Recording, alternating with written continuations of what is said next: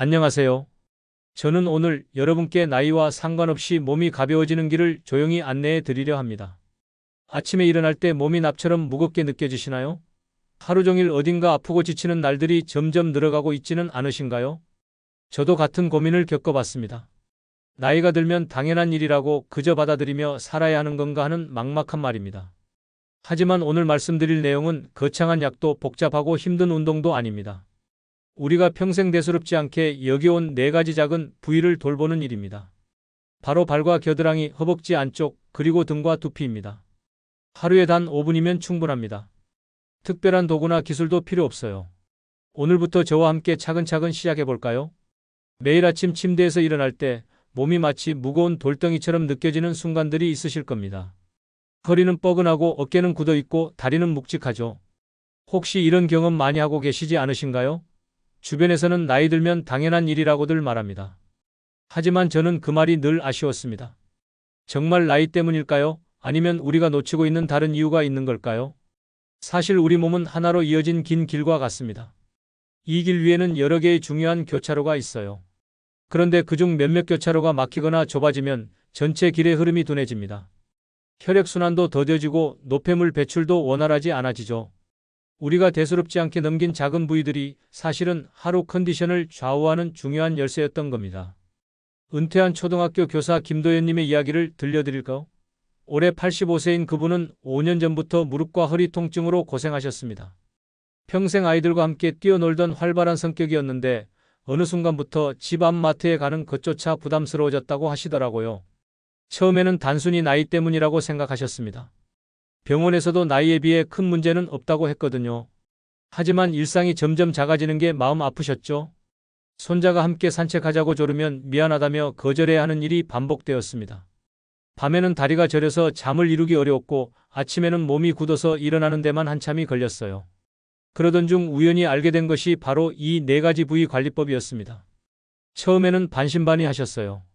이렇게 간단한 것으로 정말 달라질까 하는 생각이셨거든요. 하지만 워낙 간단해서 해볼 만하다고 여기시며 시작하셨습니다.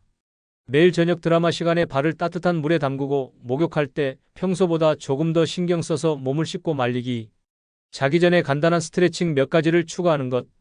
정말 하루 5분 정도면 끝나는 일이었어요. 놀랍게도 2주가 지나면서 변화가 시작되었습니다. 아침에 일어날 때 몸이 덜 뻐근했고 밤에 다리 저림으로 깨는 일이 줄어들었어요. 한 달 후에는 집 앞 산책로를 혼자 걸을 수 있게 되었고 2달이 지나자 손자와 함께 동네를 한 바퀴 도는 일이 다시 일상이 되었습니다. 김도현님은 이렇게 말씀하셨어요. 처음에는 이런 작은 것으로 뭐가 달라지겠나 싶었는데 몸이 막혔던 길이 뚫리는 느낌이었어요. 큰일을 한 것도 아닌데 이렇게 달라질 줄 몰랐습니다. 바로 이것입니다. 우리는 몸을 고치려고 애쓸 필요가 없어요. 단지 막혔던 길을 터주면 됩니다. 복잡하게 바꾸지도 않습니다. 일주일에 4번 각 부위를 5분씩만 돌봐주세요. 몸을 고치기보다는 길을 터준다는 마음으로 접근해 보시면 됩니다. 오늘의 첫 번째 목표는 무리하지 않기입니다. 완벽하게 하려고 애쓰지 마세요. 그 다음 목표는 하루 5분 달성하기입니다. 작지만 꾸준히 하는 일이 결국 오래가는 힘을 만들어냅니다. 작은 변화가 쌓이고 쌓여서 어느 날 돌아보면 삶의 질이 완전히 달라져 있을 거예요. 하루 종일 우리 몸 전체를 떠받치며 묵묵히 제 역할을 하는 발. 하지만 정작 우리는 발에 대해 어떻게 생각하고 계시나요? 대부분 씻는 것 정도에만 신경 쓰고 그마저도 대충 하고 넘어가는 경우가 많지 않으신가요? 그런데 이상한 일들이 반복됩니다. 밤에 갑자기 종아리에 쥐가 나서 깜짝 놀라 깨거나 잠자리에 누워도 좀처럼 잠이 들지 않는 날들이 늘어나죠. 소화도 예전만큼 시원하지 않고 아침에 일어나면 몸이 개운하지 않은 느낌이 계속됩니다. 혹시 이런 경험들이 모두 발과 관련이 있다면 믿으시겠어요? 발을 제2의 심장이라고 부르는 이유가 있습니다. 심장에서 뿜어져 나온 혈액이 온몸을 돌고 나서 다시 심장으로 돌아가는 긴 여행의 마지막 구간이 바로 발이거든요. 특히 다리에서 심장으로 혈액을 밀어 올리는 일은 쉽지 않은 일이에요. 중력을 거슬러 위로 올라가야 하니까요. 이때 발바닥과 종아리 근육의 펌프 작용이 결정적인 역할을 합니다. 그런데 여기서 더 놀라운 사실이 있어요. 발바닥에는 우리 몸 전체 장기와 연결된 신경 말단들이 집중되어 있다는 것입니다. 동양의학에서 말하는 반사구라는 개념이죠. 발바닥의 특정 부위를 자극하면 해당 장기의 기능이 활성화된다는 원리입니다. 서양의학적으로도 이는 어느 정도 근거가 있는 이야기예요.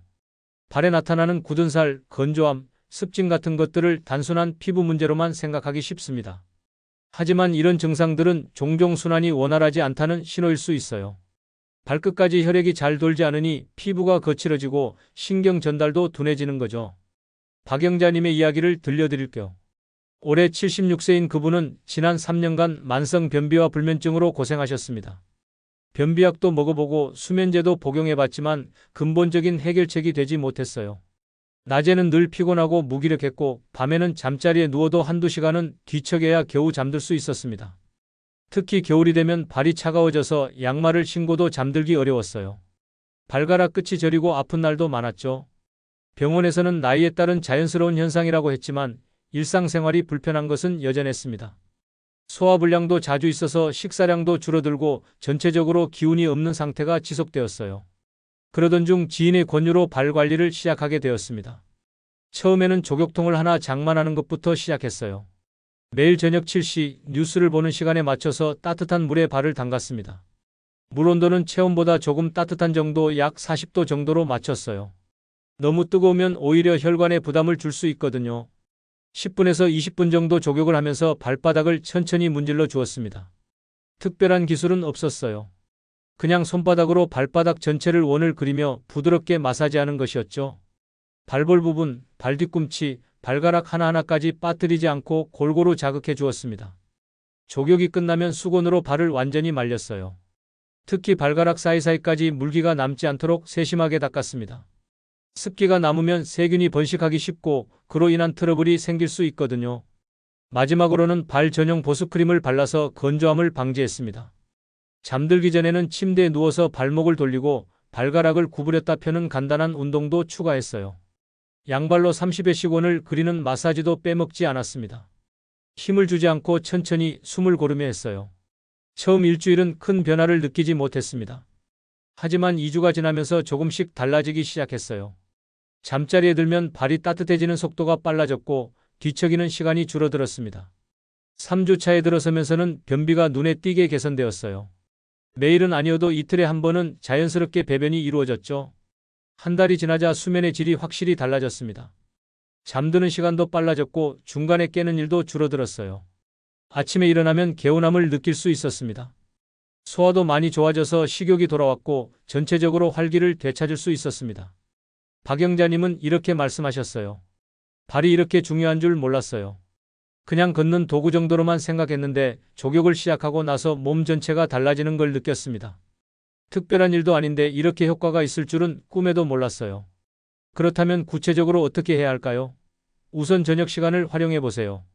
하루 일과를 마무리하는 시간에 족욕을 하면 몸도 마음도 편안해집니다. 족욕통이 없다면 대야도 충분해요. 물 온도는 체온보다 약간 따뜻한 정도, 손목에 대어봤을 때 적당히 따뜻하다고 느껴지는 정도면 됩니다. 10분에서 20분 정도 족욕을 하면서 발바닥과 발볼, 뒤꿈치를 부드럽게 마사지해 주세요. 원을 그리듯 천천히 문지르시면 됩니다. 너무 세게 하지 마시고 기분 좋을 정도의 압력으로 하시면 돼요. 족욕이 끝나면 수건으로 발을 완전히 말리고 발가락 사이사이까지 물기를 제거해 주세요. 보습도 중요합니다. 발 전용 크림이나 일반 보습제를 발라서 건조함을 막아주세요. 마지막으로 미끄럼 방지 기능이 있는 실내화를 신어서 안전사고를 예방하는 것도 잊지 마시고요. 실천하는 팁을 알려드릴게요. TV 뉴스 시간을 족욕 시간으로 정해보세요. 매일 같은 시간에 하면 습관으로 자리 잡기가 쉬워요. 휴대폰 알람 이름을 발, 심장 켜기로 설정해 두시는 것도 좋은 방법입니다. 잠들기 전에는 양발로 30회씩 원형 마사지를 해주세요. 힘을 주지 말고 천천히 숨을 고르면서 하시면 됩니다. 발은 우리 몸의 뿌리와 같습니다. 뿌리가 건강해야 나무 전체가 튼튼하듯 발이 건강해야 온몸이 가벼워집니다. 계절이 바뀔 때마다 찾아오는 감기, 기관지염 때문에 고생하고 계시지는 않나요? 봄과 가을만 되면 어김없이 목이 아프고 기침이 나서 결국 병원을 찾게 되는 일이 반복되시나요? 주변에서는 면역력이 떨어졌다는 말만 하지만 구체적으로 뭘 어떻게 해야 할지 막막하실 겁니다. 사실 우리 몸의 면역 시스템이 제대로 작동하려면 노폐물과 독소가 원활하게 배출되어야 합니다. 그런데 이 배출의 중요한 통로 중 하나가 바로 겨드랑이라는 사실 알고 계셨나요? 겨드랑이에는 우리 몸의 하수도 시설 역할을 하는 림프절이 여러 개 모여 있어요. 림프라는 말이 어렵게 느껴지실 수도 있는데 간단히 말하면 우리 몸의 청소부라고 생각하시면 됩니다. 혈액이 몸 전체를 돌면서 영양분을 공급한다면 림프는 노폐물과 세균, 바이러스 같은 것들을 수거해서 처리하는 역할을 해요. 마치 쓰레기차가 동네를 돌면서 쓰레기를 수거하는 것과 비슷한 원리죠. 그런데 문제는 우리가 무의식 중에 이 림프의 흐름을 방해하는 행동들을 하고 있다는 것입니다. 강한 향이 나는 제품이나 알루미늄 성분이 들어있는 제품으로 땀구멍을 막아버리면 노폐물이 배출되는 통로가 좁아지게 돼요. 그러면 림프 순환이 원활하지 않아서 독소가 쌓이고 결국 면역력이 떨어지는 악순환이 반복됩니다. 이성호님의 경험을 들어보세요. 올해 79세인 그분은 매년 봄과 가을이 되면 어김없이 감기나 기관지염에 걸렸습니다. 특히 환절기에는 항생제를 복용하는 일이 잦았어요. 한 번 감기에 걸리면 회복하는데도 오래 걸렸고 기침이 한 달 넘게 지속되는 경우도 많았죠. 병원에서는 나이가 들면서 면역력이 자연스럽게 떨어지는 것이라고 설명했습니다.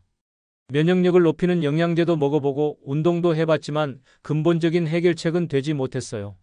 매년 반복되는 일이다 보니 미리 감기약을 준비해두고 살 정도였습니다. 특히 겨드랑이 부위에 자주 트러블이 생겼어요. 가렵고 따가운 증상이 반복되었는데 단순히 피부 문제로만 생각했죠. 강한 데오드란트를 사용해서 냄새를 막으려고 했는데 오히려 피부 상태가 더 안 좋아지는 것 같았어요. 하지만 냄새가 날까봐 걱정되어 계속 사용할 수밖에 없었습니다. 그러던 중 림프 관리의 중요성에 대해 알게 되었습니다. 처음에는 반신반의했어요. 겨드랑이를 제대로 관리하는 것만으로도 면역력이 좋아진다는 것이 믿어지지 않았거든요. 하지만 방법이 간단해서 시도해 볼 만했습니다. 우선 샤워 습관부터 바꿨어요. 기존에 사용하던 강한 비누 대신 순한 성분의 비누를 선택했습니다. 겨드랑이를 씻을 때도 너무 세게 문지르지 않고 부드럽게 세척했어요. 샤워가 끝나면 헤어드라이어의 차가운 바람으로 겨드랑이를 완전히 말렸습니다. 습기가 남으면 세균이 번식하기 쉽다는 것을 알았거든요. 데오드란트도 바꿨습니다.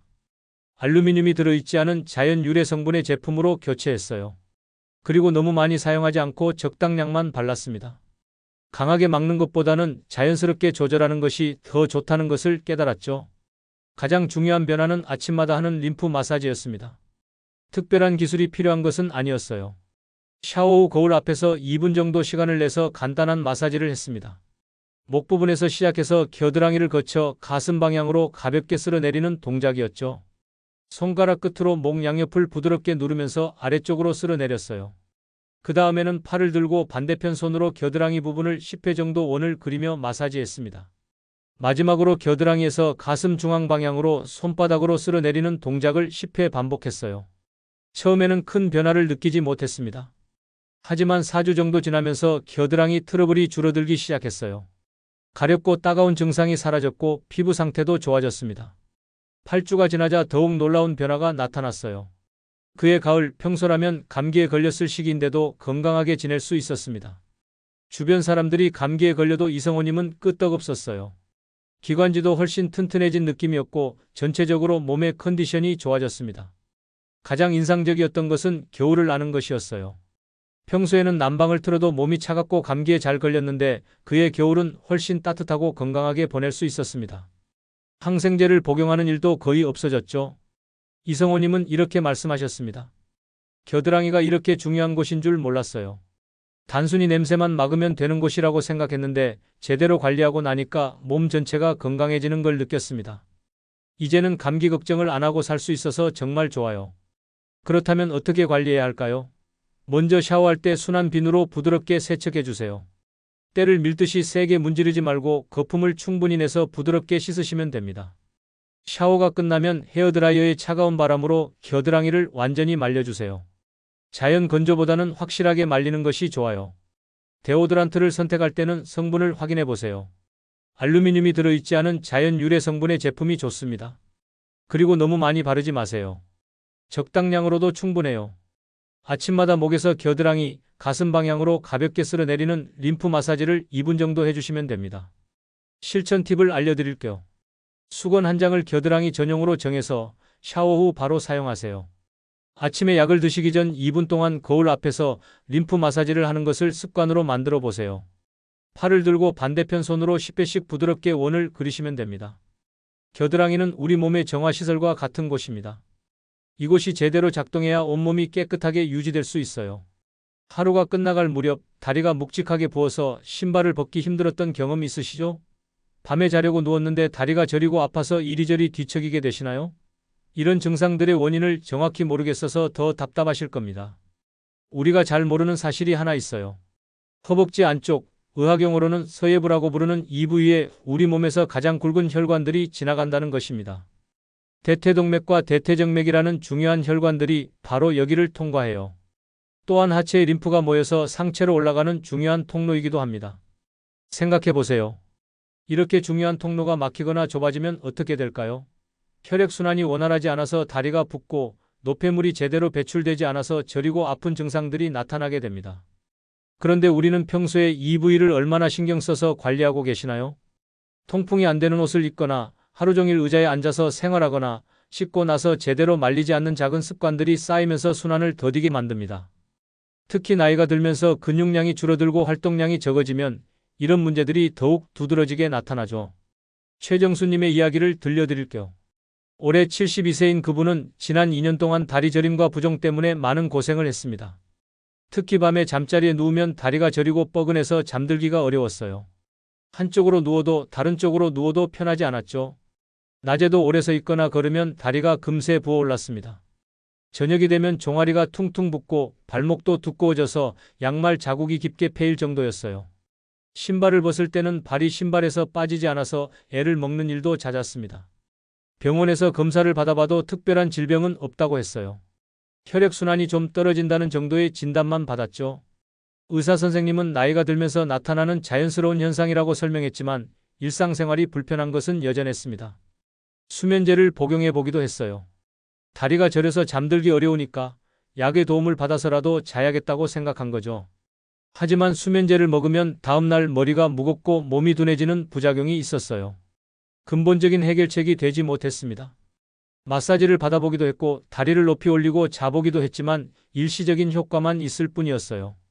압박 스타킹도 신어봤는데 착용하고 벗는 것이 번거롭고 불편했습니다.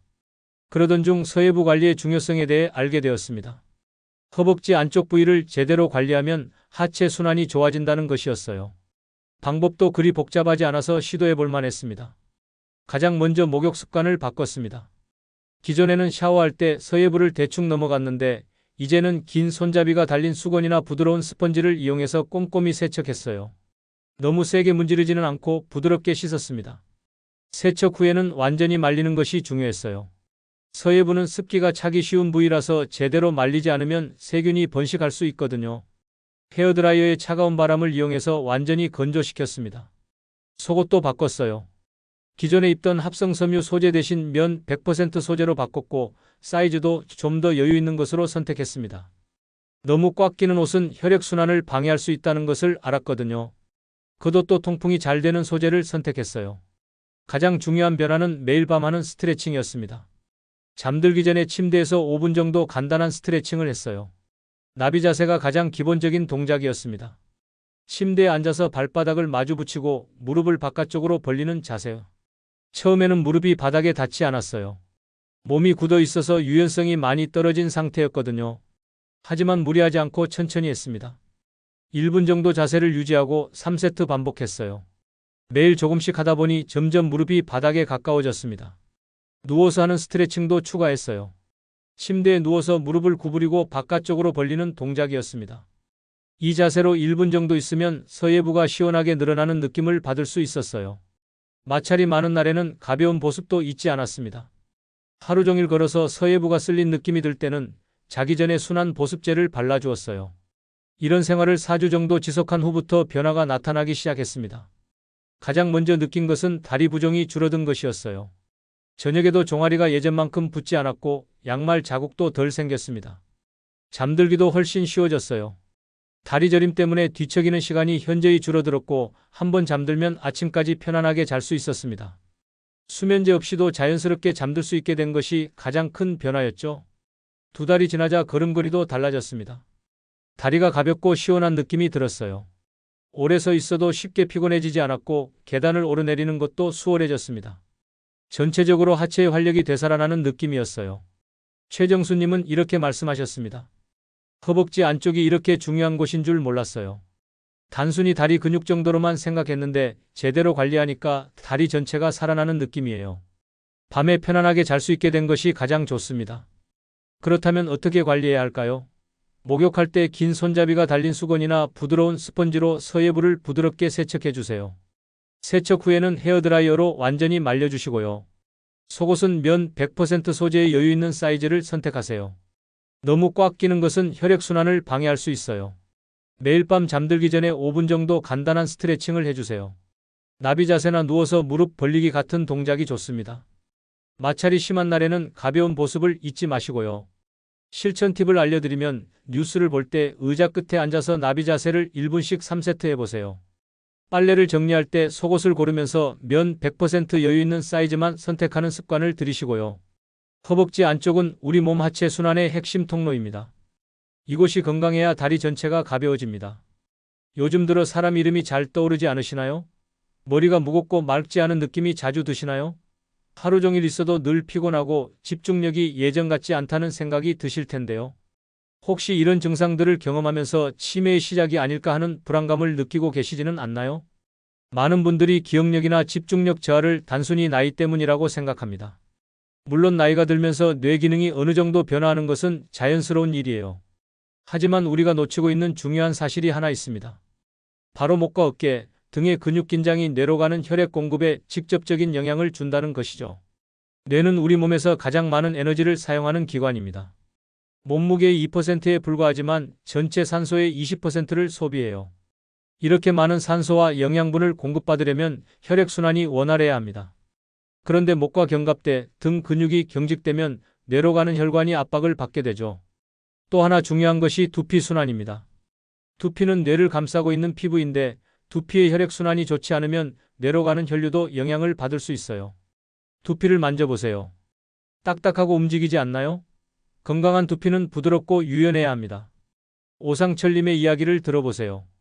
올해 80세인 그분은 몇 년 전부터 기억력 저하를 심각하게 걱정하고 계셨습니다. 며느리 이름을 깜빡하거나 방금 전에 둔 물건을 찾지 못하는 일이 잦아졌어요.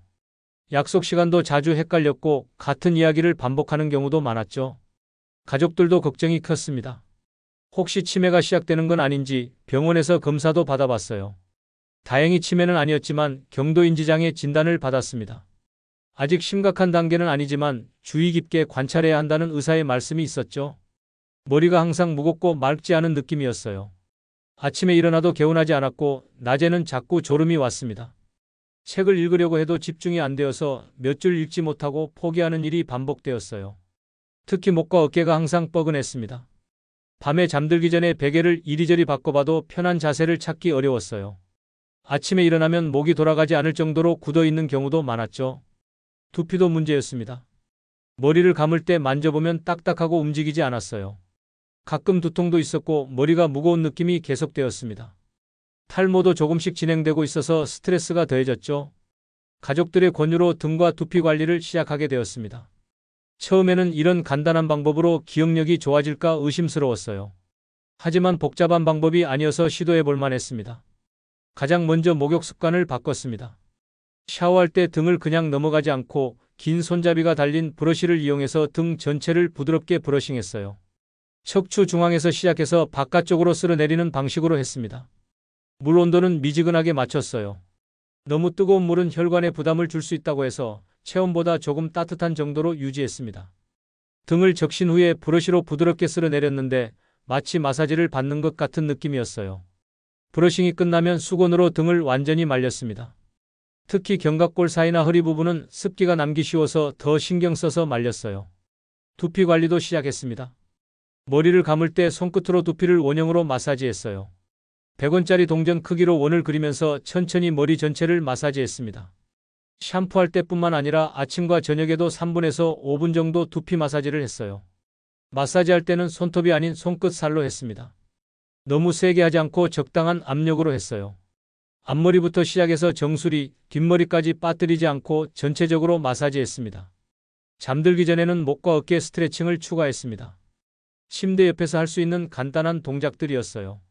목을 좌우로 천천히 돌리기, 어깨를 앞뒤로 돌리기, 목을 좌우로 옆구피마기 등을 각각 10회씩 했습니다. 특히 목 옆굽힘이 효과적이었어요. 오른쪽 귀를 오른쪽 어깨 쪽으로 천천히 기울이고 10초 정도 유지한 후 반대쪽도 같은 방식으로 했습니다. 이때 목과 어깨의 근육이 시원하게 늘어나는 느낌을 받을 수 있었어요. 등 마사지를 위해 테니스공 2개를 양말에 넣어서 사용하기도 했습니다. 침대 머리맡에 두었다가 잠들기 전에 등 라인에 대고 천천히 몸을 굴리며 2분 정도 마사지했어요. 특히 견갑골 사이나 목 뒤쪽이 시원해지는 느낌이었습니다. 이런 생활을 3주 정도 지속한 후부터 변화가 나타나기 시작했습니다. 가장 먼저 느낀 것은 목과 어깨가 덜 뻐근해진 것이었어요.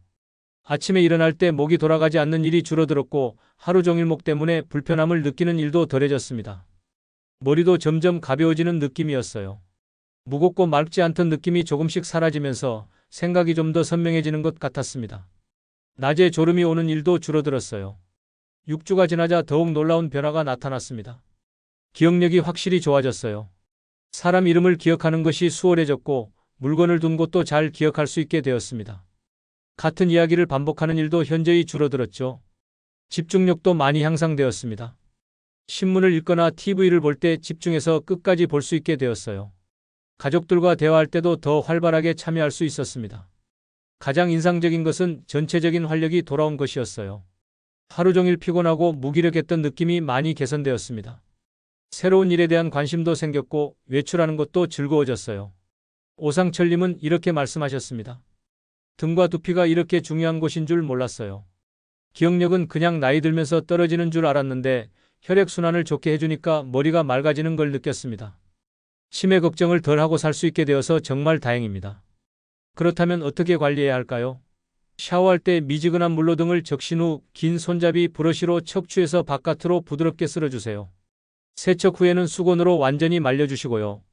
머리를 감을 때는 손끝으로 두피를 원형으로 마사지해주세요. 100원짜리 동전 크기로 원을 그리며 3분에서 5분 정도 하시면 됩니다. 아침 저녁으로도 두피 마사지를 해주시고요. 잠들기 전에는 목 좌우 회전, 어깨 돌리기, 목 옆굽힘을 각각 10회씩 해주세요. 테니스공 2개를 양말에 넣어서 등 마사지 도구로 활용하는 것도 좋습니다. 실천 팁으로는 샴푸할 때 두피 100원짜리 동전 원 그리기를 머릿속으로 세면서 100회 하시면 됩니다. 침대 머리맡에 테니스공을 준비해 두었다가 잠들기 전 2분간 등 마사지를 하는 것을 습관으로 만들어 보세요. 등과 두피는 우리 뇌의 건강을 책임지는 중요한 부위입니다. 이곳들이 건강해야 머리가 맑고 기억력도 좋아집니다. 오늘 우리는 함께 4개의 중요한 교차로를 살펴보았습니다. 발과 겨드랑이, 허벅지 안쪽, 그리고 등과 두피. 이 작은 부위들이 우리 몸 전체의 컨디션을 좌우한다는 사실을 아셨을 거예요. 기억하세요. 하루에 단 5분이면 충분합니다. 일주일에 4번만 시간을 내어주시면 됩니다. 그리고 가장 중요한 것은 무리하지 않기입니다. 완벽하게 하려고 애쓰지 마시고 꾸준히 하는 것에 집중해 주세요. 나이는 우리의 속도만 바꿀 뿐입니다. 방향은 바꾸지 못해요. 방향은 우리가 정합니다. 오늘부터 시작해 보세요. 내일 아침 일어나기 전에 침대에서 발바닥부터 천천히 문질러 보는 것은 어떨까요? 작은 변화가 모여서 큰 변화를 만들어냅니다. 여러분의 하루가 오늘보다 한결 가벼워지길 제가 곁에서 조용히 응원하겠습니다. 건강하고 활기찬 매일을 보내시길 바라며 오늘 말씀을 마치겠습니다. 감사합니다.